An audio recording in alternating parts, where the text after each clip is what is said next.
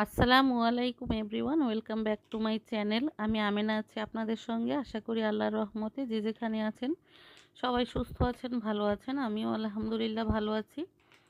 তো আবারও একটি ব্লগ ভিডিও নিয়ে আপনাদের মাঝে হাজির হয়ে গেলাম। আশা করি আজকের ব্লগ ভিডিওটি আপনাদের ভালো লাগবে, আর ভালো লাগলে অবশ্যই একটা লাইক দিয়ে পুরো ভিডিওটি শুরু থেকে শেষ পর্যন্ত দেখে নেবেন। তো ভিডিওটি শুরু করলাম আমি 9টা সাড়ে 9টার দিক থেকে। তো সকালের নাস্তা করার শেষে আমার ছেলে বলল সে জেলি খাবে, ওর আবার জেলি খুব পছন্দ, সেজন্য ওকে একটু জেলি দিচ্ছি। তো বন্ধুরা, এই পর্যন্ত যারা আপনারা আমাকে সাপোর্ট দিয়ে লাইক কমেন্ট এবং শেয়ার করে আমার সাথে রয়েছেন তাদেরকে জানাই অসংখ্য অসংখ্য ধন্যবাদ। আর যারা আমার চ্যানেলটিতে নতুন এখনও সাবস্ক্রাইব করেননি তারা প্লিজ আমার চ্যানেলটি সাবস্ক্রাইব করবেন, আর সাবস্ক্রিপশনের পরে পাশে থাকা বেল বাটনটি অল প্রেস করে দিবেন, যাতে করে নতুন ভিডিও আপলোড দেওয়ার সাথে সাথেই আপনাদের কাছে নোটিফিকেশন পৌঁছে যায়, চাইলেই আপনারা দেখে নিতে পারবেন। তো আমি এখন দুপুরে রান্না গোছাবো।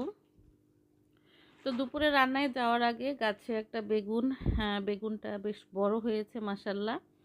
তো সেই বেগুনটা আজকে কেটে নেব, কারণ আগামীকালকে আমি বাড়িতে যাব, মানে বাবার বাড়িতে। তো সেজন্যে বেগুনটা থাকলে পরে বেশি বাড়তি হয়ে যেতে পারে। তো সেই জন্য ভাবলাম আজকে বেগুনটা কেটে ফেলি, তারপরে ভাজি করি। আর আজকে দুপুরে রান্না করব চিকেন, নতুন আলু দিয়ে মুরগি রান্না করব, আর হলো বেগুন ভাজবো, ডাল চচ্চড়ি করব। তো এই আর কি। তো বেগুনটা কেটে নিয়ে আমি আপনাদের সঙ্গেই থাকছি, আর আপনারাও কিন্তু আমার সঙ্গেই থাকবেন। আশা করি আপনাদের ভালো লাগবে। আর নিজের গাছে কিছু ধরলে কিন্তু মনে খুবই আনন্দ লাগে। আর আমার তো কাটতে ইচ্ছা করতেছিল না, কারণ গাছে দেখতে বেশ খুব ভালো লাগতেছিল। তো মনে চাচ্ছিল না যে বেগুনটা কাটি, মনে হচ্ছিল যে এটা গাছেই থাকুক ফুলের মতো, কিন্তু নষ্ট করে কি লাভ, তাই না?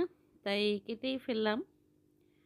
দুপুরে ভাজি করা যাবে, আর ইনশাল্লাহ আগামীকালকে তো বাড়িতে যাব, থাকলে পরে এটা নষ্ট হওয়ার সম্ভাবনা থাকবে, সেই জন্যে।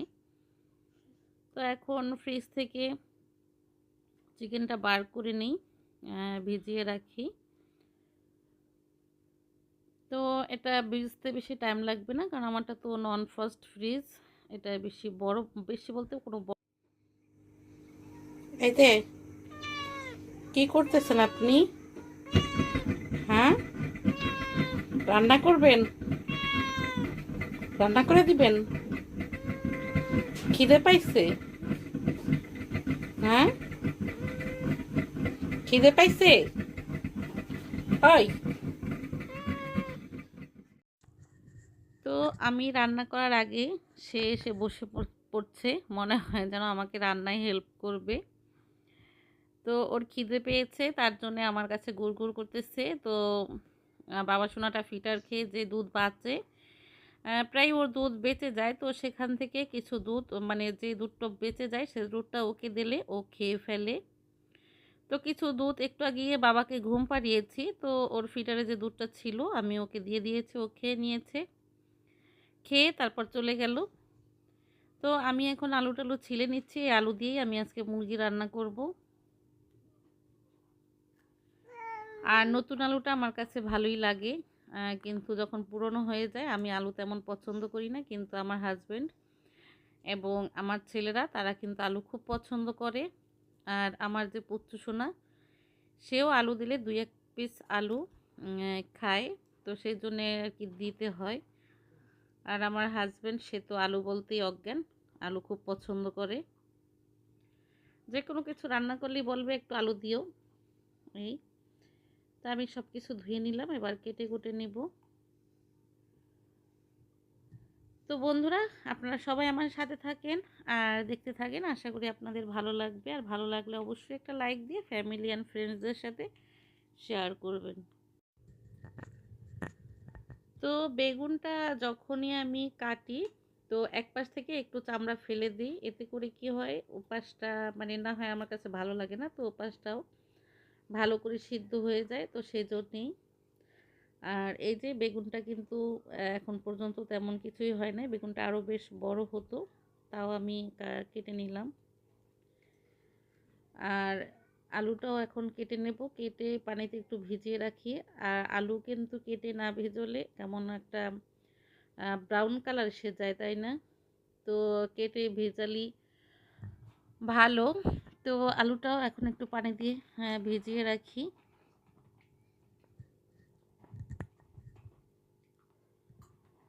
আর এখন টমেটোটা কাটবো, আর টমেটোটা আমি পেস্ট করে দেব।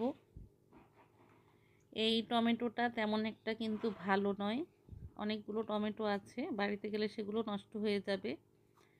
তো যাওয়ার আগে কাউকে দিয়ে যাব, না হয়তো নষ্ট হয়ে যাবে। তো অনেকগুলো টমেটো আছে, তো আমি এখানে 3টা টমেটো নিলাম, আর কিছু কাঁচামরিচ দিয়ে দিলাম 4-5টা, আর অল্প একটু জায়ফল, কিছু জয়ত্রী দিয়ে একটু কাবাব চিনি মশলা দিলাম 4-5টার মতো।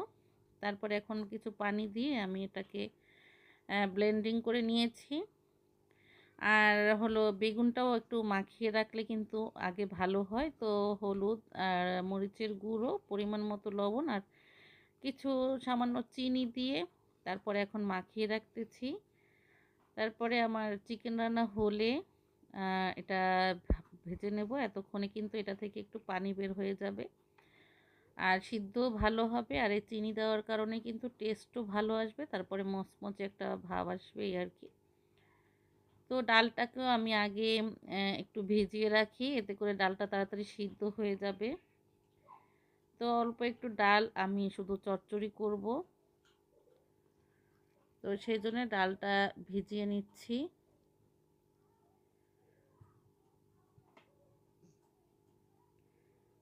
তো মসুরির ডাল রান্না করলে আমার ঘরে সবাই খুব পছন্দ করে, কিন্তু আমার পছন্দ নয় বলে কিন্তু আমি রান্না করি না।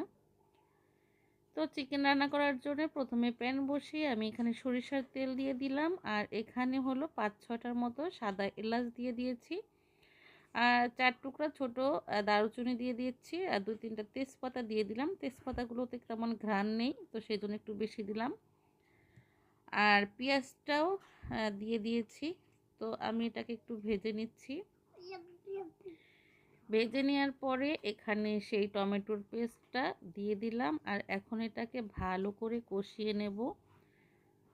আর এটা কষাতে কষাতে এখন আমি আদা রসুনের পেস্টগুলো এটার সঙ্গে দিয়ে দেব, তাতে করে একসঙ্গেই মশলা কষানো হয়ে যাবে। তো আদা রসুনের পেস্টটা এখন একসঙ্গে দিয়ে দিলাম।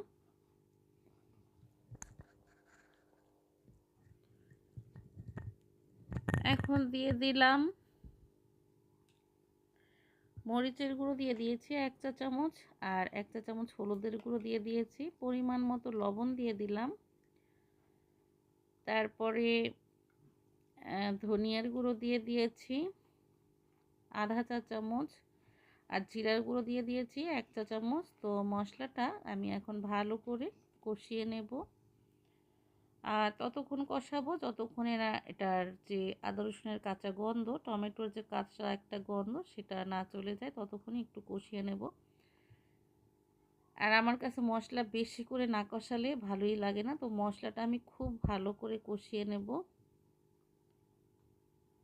তো মশলা কিন্তু কষানো হয়ে গেছে, তেলটা কিন্তু ছেড়ে এসেছে। তো মনে হচ্ছে যে কষানো কিন্তু হয়েই গেছে। তো এ পর্যায়ে এখন আমি চিকেনটা দিয়ে দিলাম, দিয়ে আর এটা কিন্তু সোনালী মুরগি, দেশি মুরগির মতোই কিন্তু শক্ত, দেশি মুরগির মতোই বলা যেতে পারে। আর এই মুরগিটা এখানে 2.5 কেজি ছিল, তো কেটে ছেটে ধুয়ে পরিষ্কার করে মুরগি থেকে কিন্তু অনেকটাই কমে যায়। তো সেই মুরগিটারই অর্ধেকটা আমি নিয়েছি। তো আমি এখন ভালো করে কষিয়ে একটু সময় ঢাকনা দিয়ে ঢেকে রাখবো।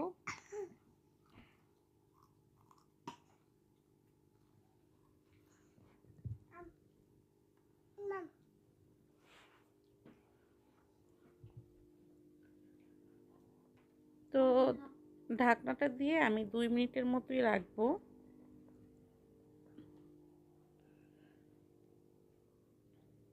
তো 2 মিনিট পরে আমি আরও একটু ভালো করে কষিয়ে নিচ্ছি, মানে নেড়ে চেড়ে দিচ্ছি।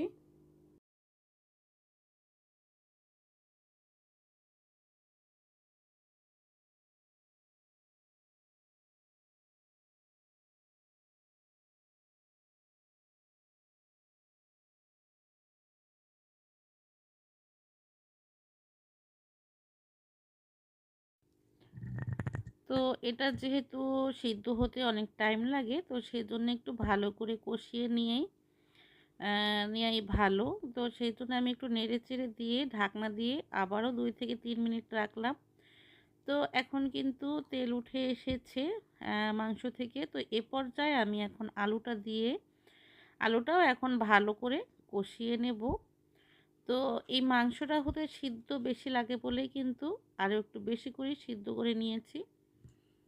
তো এখন ঢাকনা দিয়ে আলুটাকেও প্রায় 1 মিনিট রেখেছিলাম। তো এখন একটু ভালো করে নেড়ে চেড়ে দিয়ে তারপরে পরিমাণ মতো পানি দিয়ে দেব।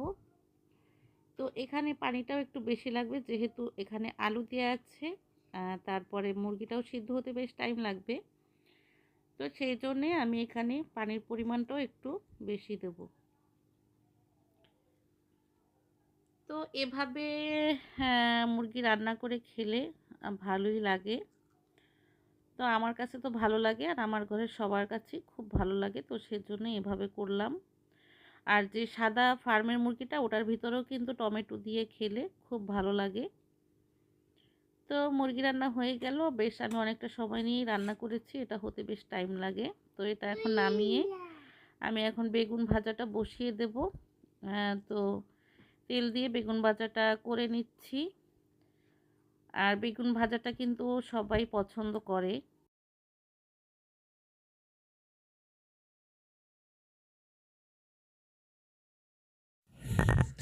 তো বেগুনটা ভেজে নেওয়ার পরে আমি এবার পেঁয়াজ দিয়ে পেঁয়াজটা ভেজে নিয়ে তারপর বেগুনটা এভাবে দিয়ে আমি ভেজে নিই। এতে করে আমার কাছে ভালো লাগে। তো কিছু ধনিয়া পাতা ছড়িয়ে দিলাম, আর ধনিয়া পাতা ছড়িয়ে দিয়ে আমি একটুখানি জাস্ট কয়েকটা সেকেন্ড একটু উল্টিয়ে নিলাম, হয়ে গেল।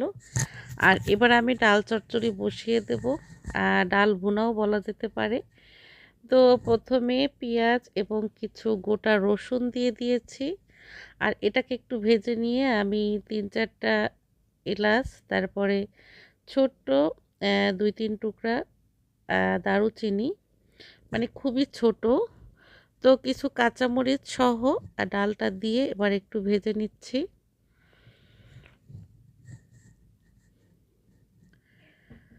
তো তারপর এখানে হলুদের গুঁড়ো দিয়ে দিলাম, আর পরিমাণ মতো লবণ, আর জিরার গুঁড়ো দিয়ে দিয়েছি।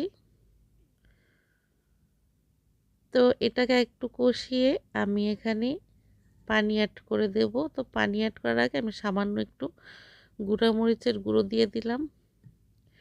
তো কাঁচামরিচগুলো যেহেতু আস্ত রেখেছি, তো সেই জন্য কিছু গুঁড়ামরিচ দিয়ে আমি একটুখানি পরই হয়ে গেছে। তো নামিয়ে নিয়েছি, আর নামিয়ে কিছু ভাজা জিরার গুঁড়ো দিয়ে দিয়েছি, তো ধনিয়া পাতাটাও দিয়ে দিয়েছি। তো হয়ে গেল, আর দুপুরে খানা খেতে চলে আসলাম। আর এই ছিল আজকে দুপুরের খাবার আমাদের। আর বিকেলে এই যে একটা নাশপাতি কেটে বসেছি। তো বন্ধুরা, আজকের ভিডিও থেকে এখানেই বিদায় নিচ্ছি। কথা হবে নেক্সট কোনো ভিডিওতে ইনশাআল্লাহ। আসসালামু আলাইকুম রহমতুল্লাহ। আল্লাহ হাফেজ।